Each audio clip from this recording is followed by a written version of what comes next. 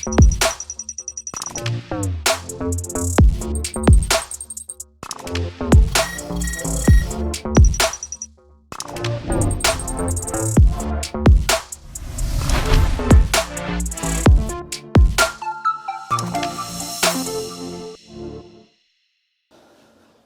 going on, guys? Nick Lesegor here, Exit 12 Homebrew in the house.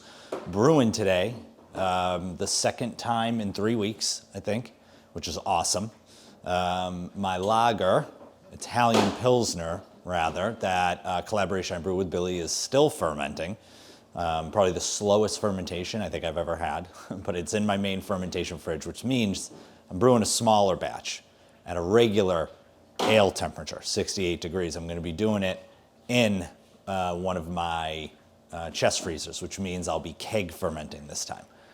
The beer I'm brewing, experimenting, is in my American Smoked Porter series. Live in the moment because everything else is uncertain. The beer name was taken really almost as an homage a little bit to Treehouse. Treehouse has some really interesting beer names that create thought and invoke discussion, and that's what I was kind of thinking. I've been using that name, and I've been brewing this beer for a long time. It's using different smoked malts, and so this one is a Stave Smoked beer. Now, some of you may not know what that means. Basically, the malt is brought in from the fields, it's smoked, it's harvested, brought in from the fields, and it's smoked using oak staves, like from an oak barrel. So that's pretty cool. And that's how they basically kiln it. And so I'm going to be using that. That malt actually came from a grain share from Valley Malt, which is a somewhat local maltster. That malt might be 6 years old. So we're going to see how it turns out. I got quite a bit of it left. I may be experimenting a bit more with smoked grains this year. Because I have a lot of it left, I want to get rid of it, and I think I can make some really fun beers with it. So I'm pretty open sharing this recipe.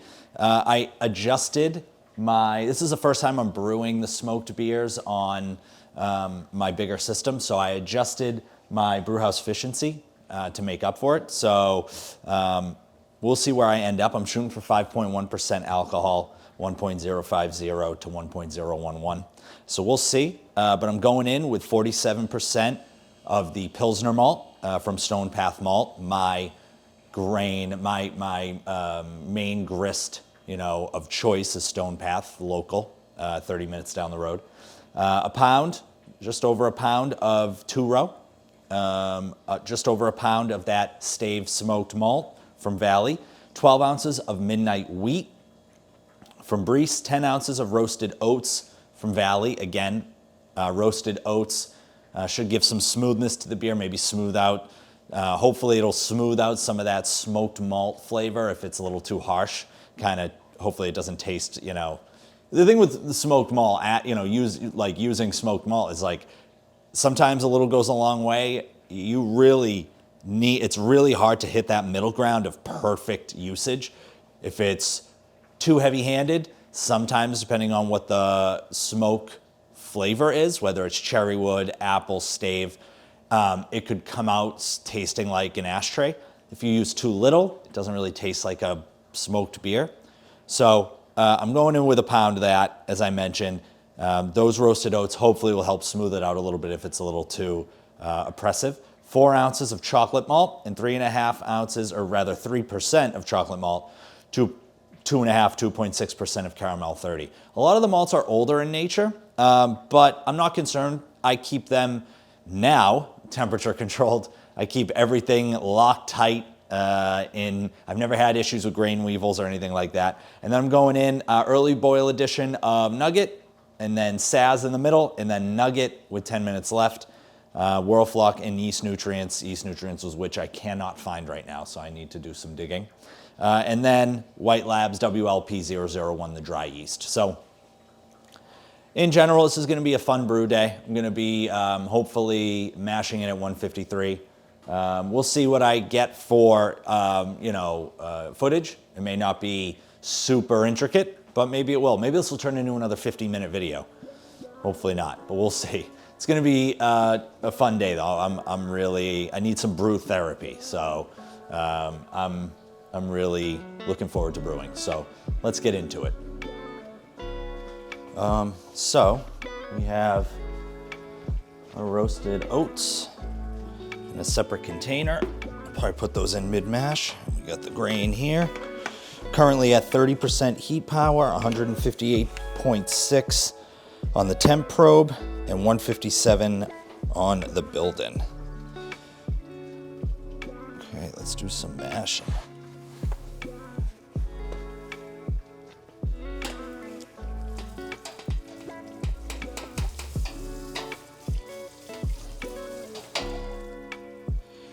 Did increase the quart to pound ratio, so it should be even thinner, this mash,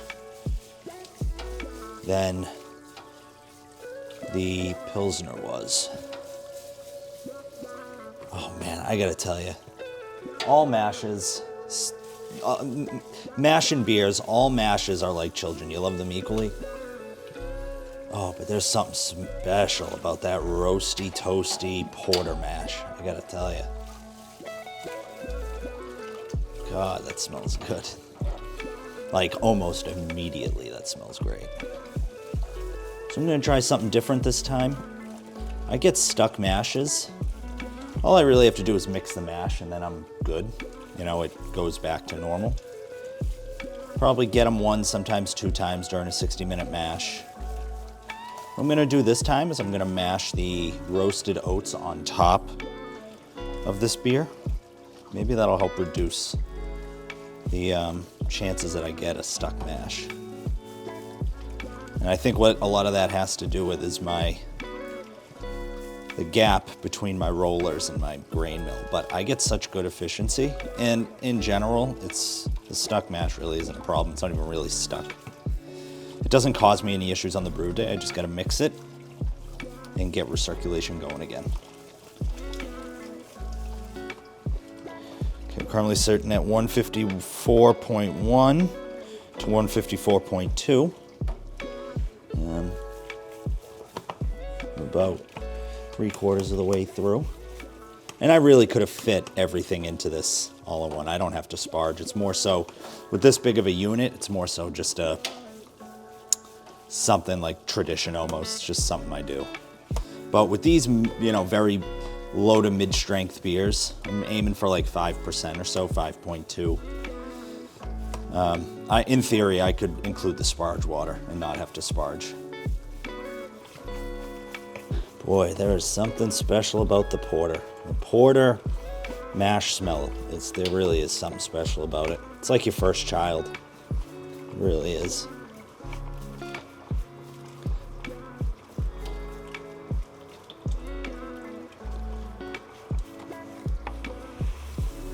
Okay, putting it all in.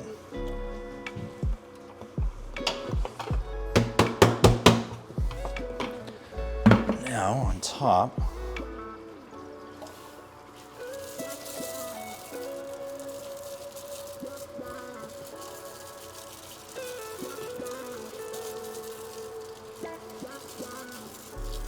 sounds like Skittles hitting the ground. Oh yeah. Oh yeah, that is a pretty looking mash. That's cool looking. 153.2 to 151.1. That is sweet. Oh man. Wow, I nailed that mash temp. That was awesome. I nailed the strike temp, I should say. That's the first time that's happened in this system, and I've had it for a year. Awesome. So that's mixed in. I'm gonna throw the top on very quickly to save the heat that we have. We're down to 152.6, but that is awesome. Sweet, great way to start the brew day. We'll let this sit for 10 minutes, do some recirculation, let the grain bed settle, and then we'll take his pH sample. Wow, you can smell the smoked malt. That is fantastic. I have no idea why I don't brew more smoked beers, because I actually really like them. Oh my God, you can smell it. That's crazy. It's like bacon on the smoker kind of smell. Oh God, that's great. That is great. Okay, check it out. We are sitting at 5.46. The reason for that is because I was originally at 5.81. I added 3 milliliters of lactic acid. I let the system recirculate for 3 minutes, and then I pulled a sample. So 5.46 is what we're gonna go with. A little bit high, I was aiming for 5.33, but you know what? We're still within range. I took a sample about midway through the 170 degree mash out. It is currently being read.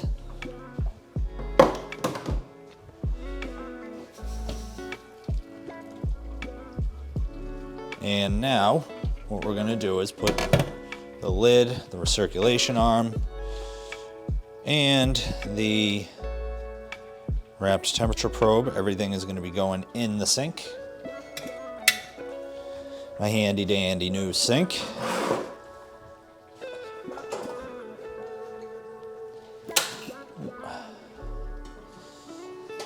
Now we're going to start the sparging process.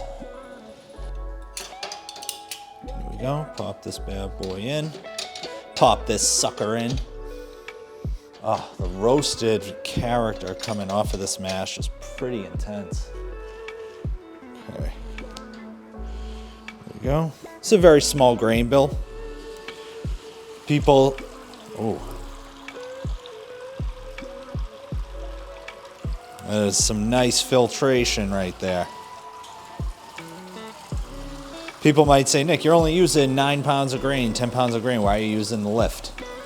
I'm using the lift because I want to be able to sparge and see my pre-boil volume. That's why I'm using a lift. I'm tired of having to pick up the malt pipe every time I want to see my pre-boil volume. Oop. Let's get this as centered as we can.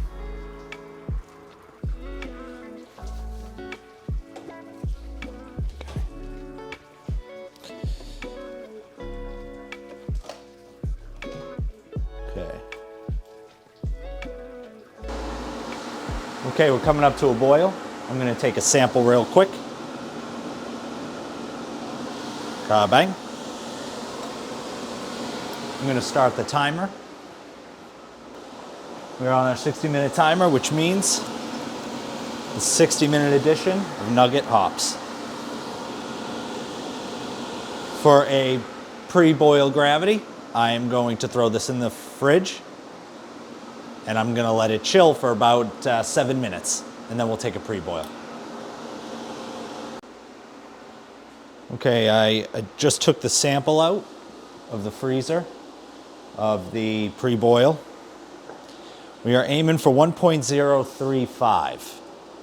I have adjusted the recipe to reflect the last batch of beer that I did from a brew house and mash efficiency standpoint. So hopefully we're a little closer to 1.035 than we're not. Our first running's gravity was 1.054.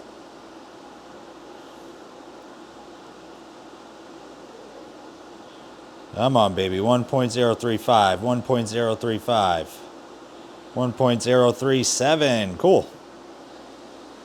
Okay. It's a lot closer than I've been lately. 2 points up. I will take that. I'm going to continue on with the brew day.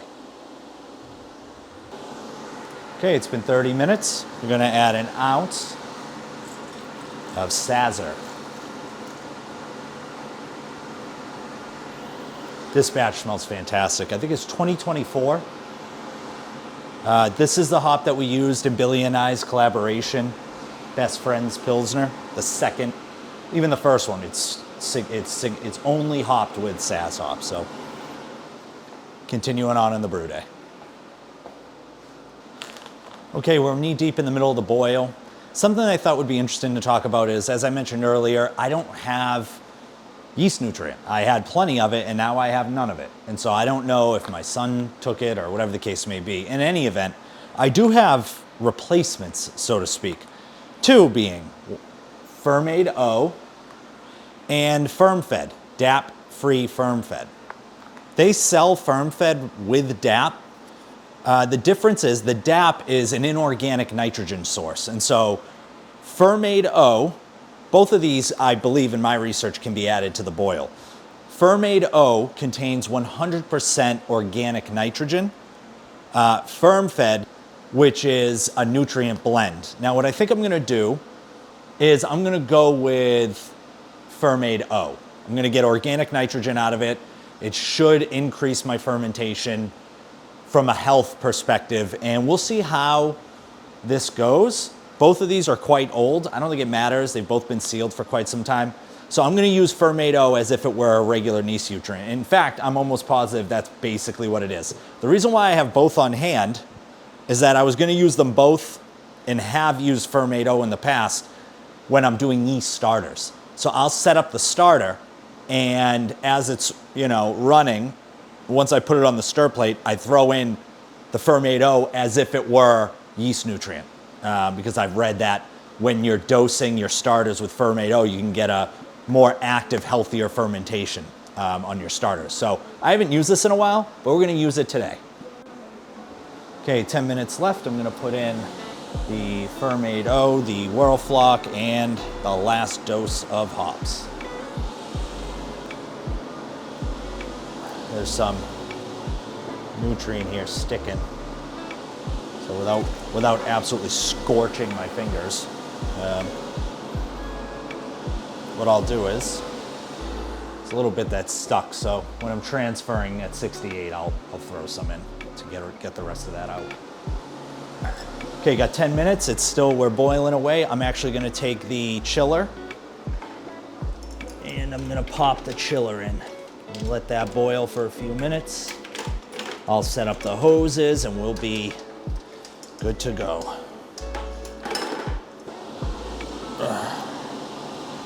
And it goes, and then what I do is, the boil stops. So what I like to do is stop the timer. And then once the boil picks back up, I'll turn the timer back on. Okay, something else I wanted to show somewhat briefly is my chilling setup, which I've featured on a recent brew day. But I did want to point out, I got new quick disconnects. Shout out to Dustin Yancey on Discord, hooking me up with a link to Amazon to get some quick disconnects. So I did test it. There was no leak, but I haven't tested it in real time. So we'll see what the leaking situation is if we have one. But what I'm doing here is once I start chilling, my pump, I think it's a 1/4 horsepower pump right here. It can only handle up to 180 degrees of boiling, of water. It can only handle the temp of 180 degrees.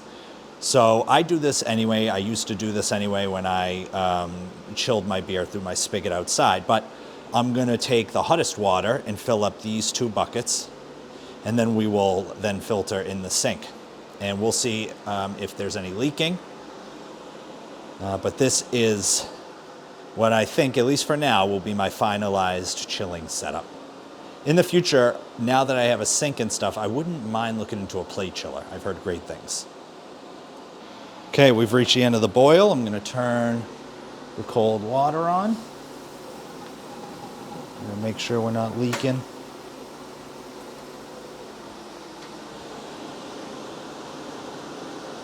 Okay, no leaks here.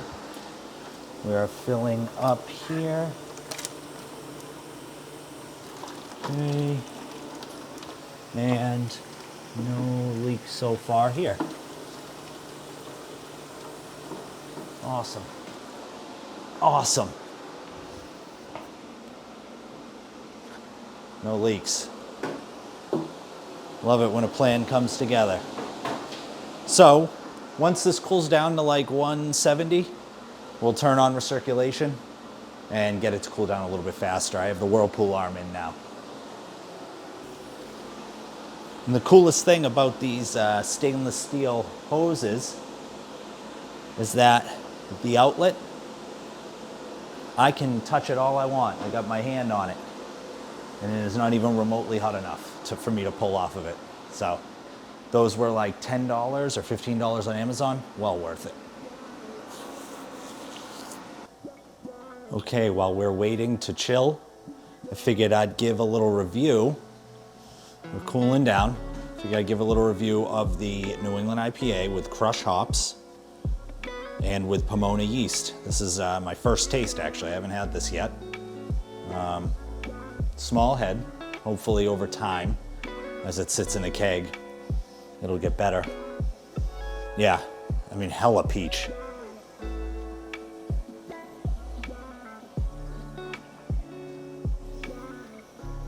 Hella peach. Wow. The peach really does, I don't want to say overwhelm. 7.6% this finished at, and 7.6 IBUs. The newest version of Donovan, L'chaim.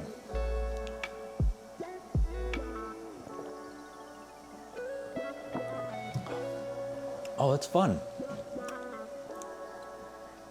That malt gives it a little bit of extra sweetness kick on the back end. I think it was C30 I added.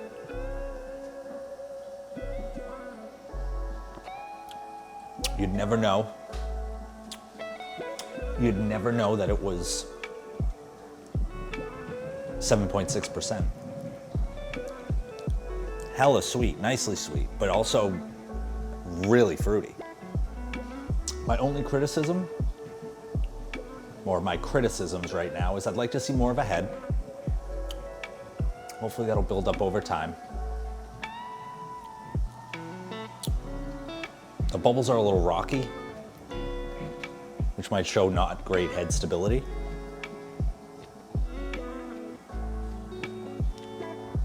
And I like my New Englands to look more dank looking, more thick, more like milkshakey looking. So I think I might just try to add more flaked oats.